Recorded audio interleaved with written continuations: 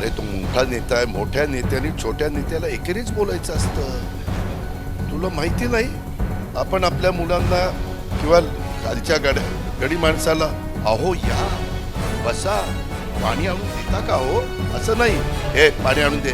त्याच्यामुळं त्याला तो मोठा असल्यामुळे तो अजित पवार त्याला चिल्लर वाटतो म्हणून तो एकेर उल्लेख करतो.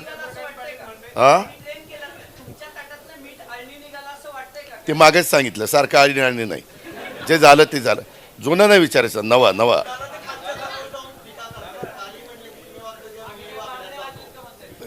हे का ह्यामध्ये काय बोलायचं त्यांना बोलू द्या. आम्हाला विकास करायचा आहे. आम्ही उत्तम जाहीरनामा दिलेला आहे. आम्हाला ते शहर मागं जसं घडवलं आहे किंवा आज पुण्याचं बद्दल अनेक जण वेगवेगळ्या प्रकारचे प्रश्न विचारतात, त्याला कुठंतरी थांबवून पुन्हा पुण्याचं गतवैभव आपल्याला द्यायचं आहे आणि त्याकरता आम्ही पुढं आलेलो आहोत.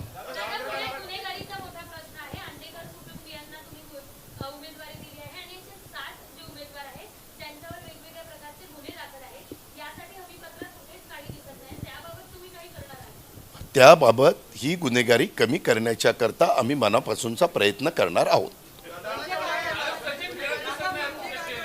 सचिन खरात सध्या नाराज झालेले आहेत, त्याच्यामुळे ते बाजूला गेलेले आहेत आणि ते बाजूला गेलेले असताना आमचे सीताराम गंगावणेजींनी ते जास्त जोमाने कामाला लागले, त्यांनी इथं बसलेले आहेत.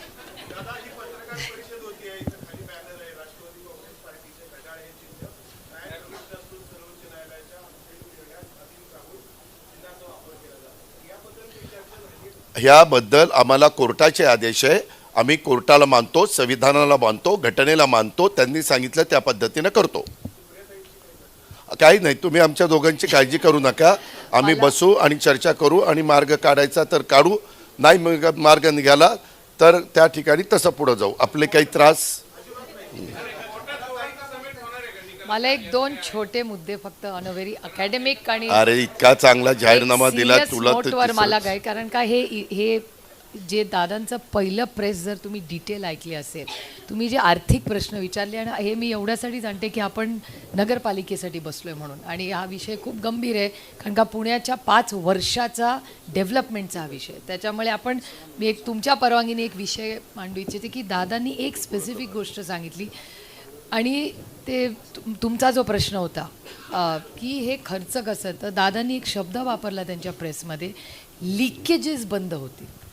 ही एक खूप मोठी गोष्ट त्यांनी आज मांडलेली आहे त्यांच्या प्रेस कॉन्फरन्समध्ये. That is the take home.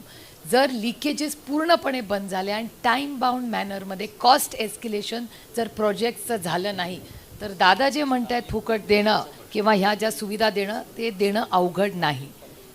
Challenges कधी येतात, जेव्हा कॉस्ट एस्केलेशन होतं आणि लिकेजेस होतात. ते स्पेसिफिकली म्हणाले की लिकेजेस बंद होतील.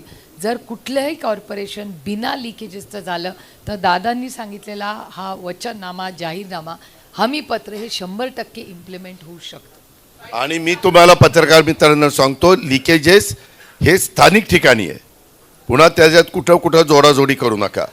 ह्या महानगरपालिकेमध्ये जे काही गडबड आहे, जी रिंग आहे, जे ठराविक कॉन्ट्रॅक्टरला डोळ्यासमोर ठेवून टेंडर पास केले जातात किंवा त्यांना प्री क्वालिफिकेशन करण्याच्या करता त्यांना सोयीचे असणारे नॉर्म्स टाकले जातात, हे ज्या काही गोष्टी आहेत ह्या इतक्या तुम्हालाही सगळ्यांना माहिती आहे की किती काय काय चालतं.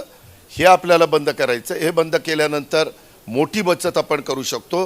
ती बचत आपण निश्चितपणे करणारच आहोत, कारण मागे आम्ही तशा पद्धतीनं करून दाखवलं आणि त्याच्यातनं हे सगळे प्रश्न आपण निकाली काढणार आहोत.